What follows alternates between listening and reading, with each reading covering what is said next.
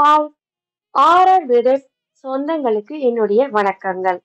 இன்னைக்கு நாம கருட பகவானோட பிறப்பு பத்தி தாங்க பார்க்க போறோம். ஒரு நாள் காசிபன் மகரிஷியிடம் காத்ரு வினாகா அப்படிங்கிற ரெண்டு சகோதரிகள் வரம் கேட்டாங்க. இதுல காத்ரு தனக்கு 1000 வலிமை கொண்ட நாகர்கள் குழந்தைகளா பிறக்கணும்னு கேட்டுக்கிட்டாங்க. வினாகா 1000 நாகர்களின் வலிமையை விடவும் அதிகமான வலிமை கொண்ட 2 மகன்கள் பிறக்கணும்னு கேட்டுக்கிட்டாங்க. அப்படியே ஆகட்டும் அப்படின்னு காசிபன் முனிவரும் வரம் அளிச்சிட்டாரு. அதுக்கப்புறம் காத்ரு 1000 முட்டைகளையும் வினாகா 2 முட்டைகளையும் விட்டாங்க. காத்ருவின் முட்டைகள்ல இருந்து 500 ஆண்டுகளுக்கு பின்னால 1000 வலிமை வாய்ந்த நாகர்கள் வெளிவந்தாங்க. ஆனா வினாகாவோட முட்டை ஒண்ணு கூட உடையல. அதனால ரொம்ப வருத்தம் அடைஞ்ச வினாகா தன்னோட ஒரு முட்டைய உடைச்சிட்டாங்க.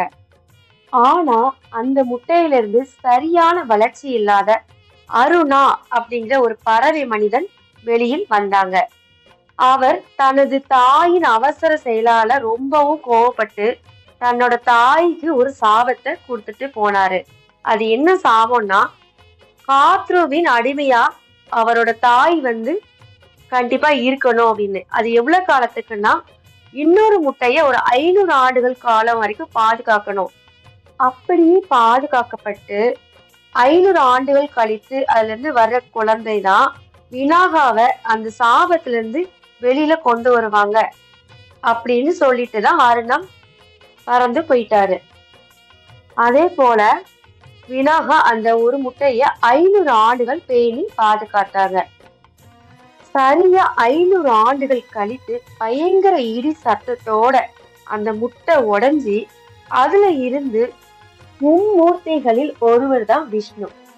அவரோட வாகனமான வீரமும் விவேகமும் மிகவும் வலிமையும் கொண்ட கருட பகவான் பிறக்கிறாருங்க. இன்னைக்கு நாம இந்த பதிவுல விஷ்ணு பகவானோட வாகனம் கருட பகவான் எப்படி பிறந்தாருன்னு பார்த்தோம். மேலும் பல சுவாரஸ்யமான கதைகளுக்கும் ஆன்மீக பதிவுகளுக்கும் ஆர்ஆர் பிரதர்ஸ் சேனலுக்கு சப்ஸ்கிரைப் பண்ணுங்க, லைக், ஷேர் பண்ணிடுங்க.